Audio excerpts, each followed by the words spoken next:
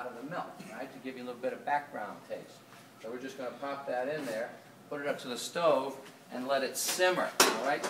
Simmer. What does simmer temperature range? 185, 205. Do not burn it. Do not let it come to a boil. It will foam right up all over the place and make a mess. It also will scorch and stick. That's why I'm using a non-reactive pan. And also milk will discolor because of the lactic sugars in it that with an aluminum pan. In this pan I'm going to make my roux. Okay, I've got 1 ounce each. Weight. I weighed it. The butter's going in. So I'm going to make this roux and cool it and let it cool down a little bit before I put the hot milk to it. And we're going to warm that up a little bit. You don't want to caramelize. You don't want smoke point going on here. You don't want to brown that roux at all. And seasonings here, I've got some salt, some white pepper, and a little bit of nutmeg. And that's what's required for seasoning here. A small amount. This is not a nutmeg sauce. This just gives it a little bit of balance and a little bit of flavor.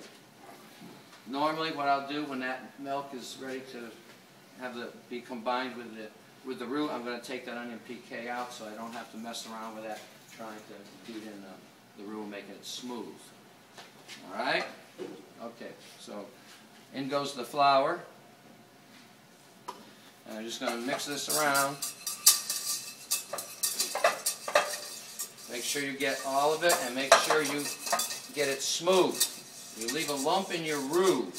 What happens, whether you have a lump in your roux or you get a lump of roux in your sauce, it's going to gelatinize right into that lump.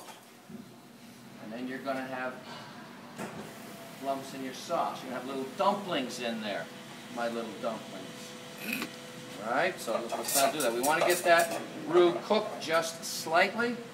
3 to 5 minutes, warm it up, let it bubble a little bit, then get it right up. Don't just turn the fire off, take it off that hot burner. Residual heat is going to continue the cook. Alright? Okay, I want to just show you the roux when it gets to the point where you want it, and then you can get back to your project. And when I do the combining here, I'll call you up again. Okay. Now you can see around the edges, if you're up here close enough, we're starting to get a little bit of bubble. It's, going to work its way to the center. Come up here and look in here, people. Come and see it. Come and see it. This is a demo. Demo's for your good. Now you see what's going on in there? Come on, come on. Okay, you see it cooking, right? What happens to the roux the more we cook it? It thickens. It darkens, yeah, but what happens to its thickening power? It gets stronger. It gets less. The more you cook it, the less thickening power you have. That's right. All right, now, you see how it's bubbling in there now? Everybody can see that? All right, I'm going to cut that fire a little bit. I don't want it to burn. I'm just going to let it cook like that for a couple of minutes. You don't cook this roux a little bit, that sauce is going to come out really tight. You've got to cook that flour out to a small degree. You know, bechamel, some people will make it, it's as heavy, it's like wallpaper paste. Well, you didn't cook your roux, or you don't have the right proportions. But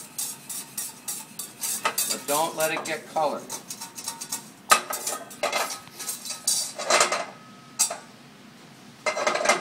Okay, I'm going to take that off. It's going to sit over here. Now that's going to simmer. I'm going to bring that to the simmer, and simmers 20 minutes when it begins to simmer, not when you put it to the stove. All right? Yes, sir. Okay. When I get ready to combine,